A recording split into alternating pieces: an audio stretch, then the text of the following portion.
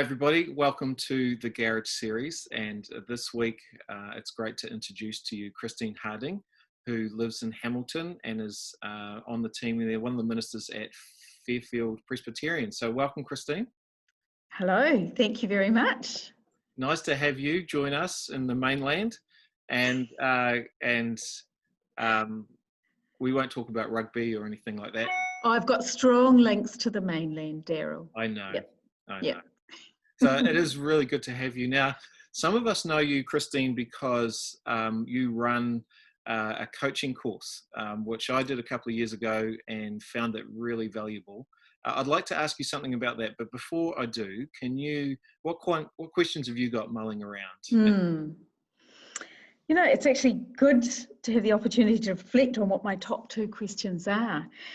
My first question, and we're playing around the edges with this. Our area is a poorer area, lower socioeconomic for two schools. We're in between Decile 1 schools, high proportion of Māori, Pacifica, and a lot of immigrants. So our church traditionally has been majority Pākehā, but very open, outward facing. So my question is, what does a contextually appropriate service or meeting time look like for us? We've got other things happening around the edges, Friday nights, icons, all kinds of things. But what does a contextually appropriate service look like on a Sunday morning? And I guess what we're experimenting with is more interactive, using Te Reo and Kamai, more giving opportunity for people to share their stories. Over lockdown, we've done some interviews with some of our people, and those interviews are tremendously encouraging. So what kind of context can we create where people share their stories more? Because those are powerful as people hear God's interaction in their lives. And the second question, and it's even from a few weeks ago, I can see the challenges of COVID coming back. We haven't got rid of it. We always knew it was coming back. So going forwards, what kind of mixture do we need to provide? I mean, we've got some of our older ones still at home, and most of our people can access YouTube. But what does it look like to create some kind of interactive space where people can still feel part of our community? So going forwards, what does it look like? Live meetings mixed with Zoom, with YouTube. So a summary is, going forwards, what is an appropriate way of maintaining our community life, our fellowship, in the challenge of COVID-19? Great questions. When you solve those, can you let us know? Likewise, please let me know the answers, everyone.